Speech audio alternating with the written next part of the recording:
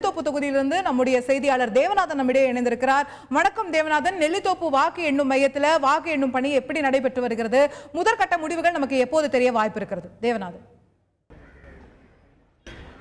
அது நெல்லித்தோப்பு தொகுதியில் அதாவது அந்த தொகுதியோட வாக்கு எண்ணிக்கை பாரதிதாசன் கல்லூரியில் நடந்துட்டு இருக்கு. சரியாக 8 மணிக்கு இங்கே வாக்கு எண்ணிக்கை துவங்கிடுச்சு. அதாவது பார்த்தீங்கன்னா இந்தியாவிலே முதல் முறையாக ஆன்லைன் வாக்குப்பதிவு இந்த நெல்லித்தோப்பு தொகுதியில் தான் நடைபெற்றது. அந்த ஆன்லைன் வாக்குகளில் மொத்தம் 4 வாக்குகளில் 3 வாக்குகள் பதிவாச்சு. அந்த ஆன்லைன் வாக்குகளை எண்ணும் பணி முதலில் நடைபெறுகிறது. அதனைத் தொடர்ந்து மொத்தம் 3 சுற்றுகள் மட்டுமே இங்கே வாக்கு எண்ணிக்கை நடைபெறும்ன்றது தெரியும். அதாவது இங்கே பார்த்தீங்கன்னா மொத்தமே 26 பெட்டிகள் மின்னணு வாக்கு பெட்டிகள் மட்டுமே இருக்கப்பட்டிருக்கு. ஒவ்வொரு இதுலையும் பார்த்தீங்கன்னா 9 டேபிள்கள் போடப்பட்டிருக்கு. அதால் 3 ரவுண்டுகளில் முழு முடிவுகள் தெரிய வரும்.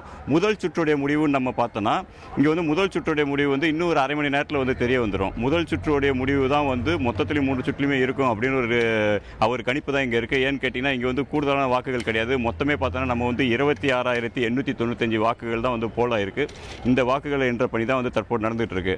இருந்தாலும் புதுவையுடைய முதல்வர் இந்த தொகுதியில் போட்டியிடுறதால மீண்டும் இது இந்த நெல்லித்தோப்பு தொகுதி மீண்டும் முதலமைச்சர் தொகுதியாக ஆகுமா அப்படின்ற ஒரு கேள்விக்குறி இருக்குது. ஏன்னு கேட்டால் 1994 ஜானகிராமன் திமுக சார்பில் இந்த தொகுதியில் தேர்ந்தெடுக்கப்பட்டு முதலமைச்சர் ஆனார்.